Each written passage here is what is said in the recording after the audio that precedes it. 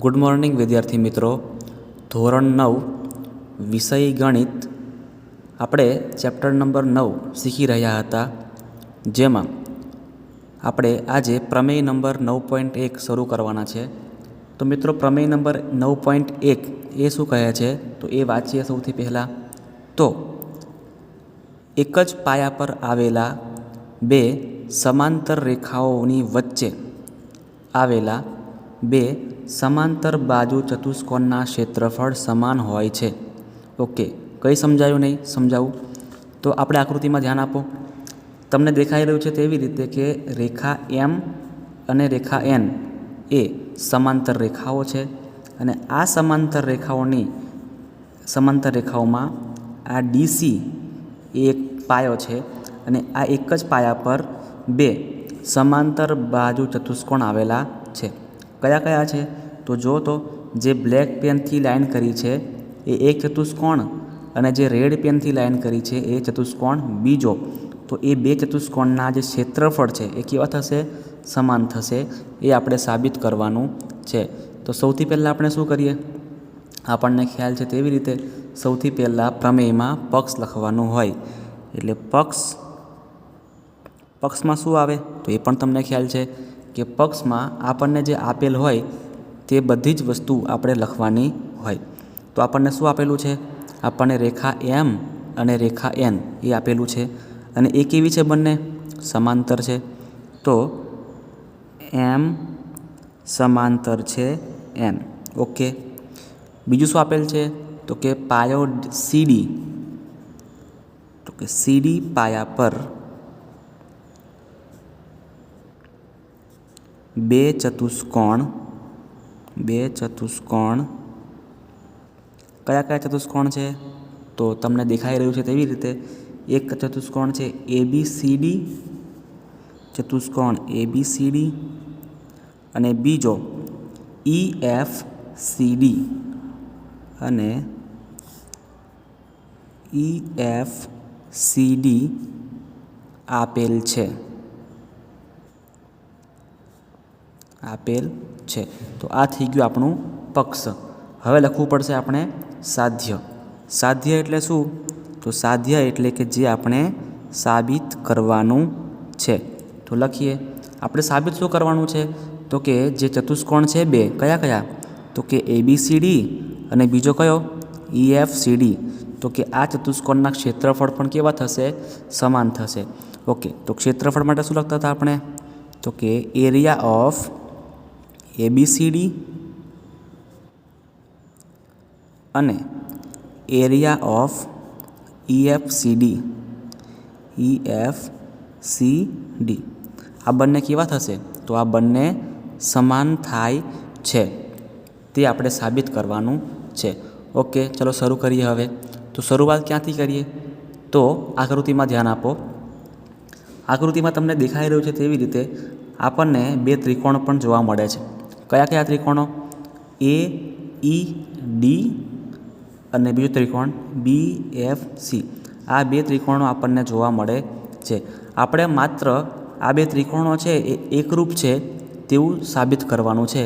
એટલે આ બે ત્રિકોણો એકરૂપ છે એવું સાબિત કરશું, એટલે એના પછીના સ્ટેપમાં આપણે જે ક્ષેત્રફળ પણ બંનેના સમાન છે તેવું સાબિત થઈ જશે. તો શરૂઆત કરીએ આપણે સૌથી પહેલાં. તો સાબિતી.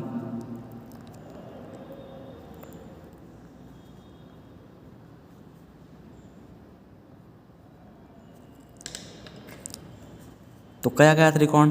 તો ત્રિકોણ ADE અને BCF. આપણે ADE બોલીએ કાં તો AED બોલીએ, કોઈ પણ ચાલશે. તો ત્રિકોણ ADE અને BCFમાં ત્રિકોણ ADE અને ત્રિકોણ BCFમાં હવે ખૂણો A અને ખૂણો B એ મિત્રો સમાન થાય છે. સમાન થાય છે કેવી રીતે તો એ હું તમને સમજાવું. આપણે અગાઉના ચેપ્ટરમાં ભણી ગયા છે, ચેપ્ટર નંબર 6 રેખાઓ અને ખૂણાઓ. તો એમાં આપણે એ વસ્તુ શીખ્યા હતા કે જ્યારે પણ બે સમાંતર રેખાઓ હોય અને બે સમાંતર રેખાઓને એક છેદિકા છેદે ત્યારે બે જે ખૂણા છે એ અનુકોણની જોડ બને અને ખૂણો એ અને ખૂણો બી એ અનુકોણની જોડ છે. તો લખાય કેવી રીતે? તો ડી એ ઈ, તો ખૂણો ડી એ ઈ અને સી બી એફ એ બંને સમાન થાય. સી બી એફ એ બંને કેવા થશે? સમાન થશે. કેમ સમાન થશે? કારણ કે અનુકોણની જોડ છે. શાની જોડ છે? અનુકોણની જોડ છે. અનુકોણની જોડ. હવે આગળ એડી અને બીસી એ પણ કેવા થશે? તો એડી અને બીસી એ સમાંતર છે અને સમાંતર બાજુ ચતુષ્કોણમાં સામસામેની બાજુના માપ પણ કેવા થાય? સમાન થાય. તેથી એડી અને બીસી એ પણ કેવા થાય છે? સમાન થાય છે. ઓકે, હવે આગળ જોઈએ. હવે ખૂણો ઈ અને ખૂણો એફ એ પણ કેવા છે? તો બંને સમાન છે. કેવી રીતે? તો આપણે હમણાં જ વાત કરી કે ઈ અને એફ એ બંને પણ કેવા છે? તો અનુકોણની જોડ છે. એટલે ડી ઈ એ અને સી એફ બી. તમને દેખાઈ પણ રહ્યું છે અને દેખીતી વસ્તુ છે કે ખૂણો ખૂણો ઈ અને ખૂણો એફ એ બંને કેવા છે? તો કે અનુકોણની જોડ છે. એટલે ખૂણો ડી ઈ એ અને ખૂણો સી એફ બી એ બંને પણ સમાન થાય છે. કયા કારણથી? તો કે અનુકોણની જોડ. અનુકોણની જોડ.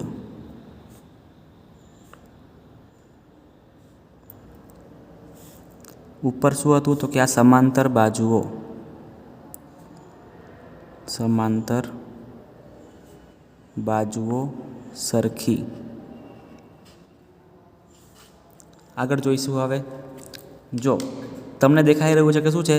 એક બાજુ છે વચ્ચે અને ઉપર નીચે ખૂણા છે, પણ એવું નથી.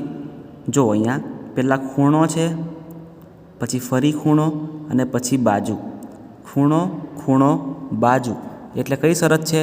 તો તમને ખ્યાલ છે કે ખૂબા શરત. તેથી ખૂબા શરત મુજબ જોવા જઈએ તો આ શરત પ્રમાણે ત્રિકોણ એડીઈ અને ત્રિકોણ બીસીએફ એ બંને સમાન થાય. સમાન અથવા તો એકરૂપ આપણે બંને કહી શકીએ. એડીઈ એકરૂપ છે કોને? તો ત્રિકોણ બીસીએફને. ઓકે, એટલે કે ત્રિકોણ આ બંને એકરૂપ લાવવાના હતા, તે આપણે લાવી દીધા. હવે શું કરશું? તો હવે જોઈએ કે આપણે આખું જોઈએ કે એ બી સી અને ડી. જે બ્લેક કલરમાં જે ચતુષ્કોણ દોર્યો છે એ તમે ધ્યાનથી જુઓ તો ચતુષ્કોણ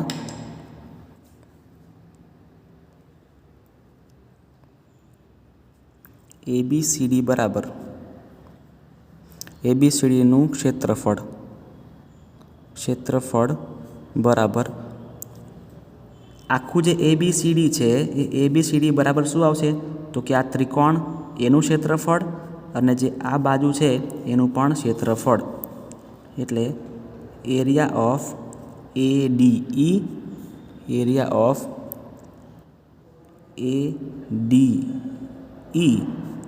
વત્તા આ જે ચતુષ્કોણ છે EDCF અથવા તો EBCD એ પણ આવી શકે ને.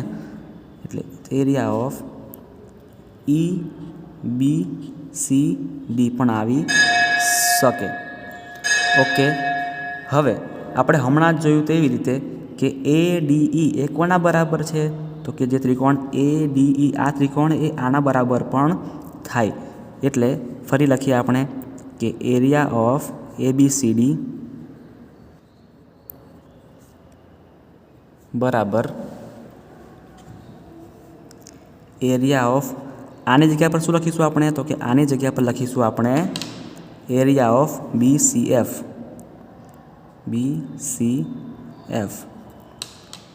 પ્લસ આ તો છે જ એરિયા ઓફ EBCD. હવે તમે જો તો બંનેને કરો ભેગા. BCF એટલે કે આ ત્રિકોણ અને EBCD એટલે કે આ. એનો મતલબ કે આ અને આ બંને ભાગ ભેગા થતા શું બનાવશે? તો આ બંને ભાગ જો ભેગા કરશું આપણે તો EFCD બનાવશે. એટલે એરિયા ઓફ EFC અને D બનાવશે. અને આગળ તો છે જ એરિયા ઓફ ABCD. આમ આપણને જે સાબિતી જોઈએ છે તે સાબિતી આપણને મળી જાય છે કે ABCDનું ક્ષેત્રફળ અને EFCDનું ક્ષેત્રફળ એ બંને સમાન થાય છે અને આ બંને ચતુષ્કોણ એ એક જ પાયા પર આવેલા છે. તેથી એરિયા ઓફ ABCD અને એરિયા ઓફ EFCD બંને સમાન થાય છે, જેવું આપણે સાબિત કર્યું.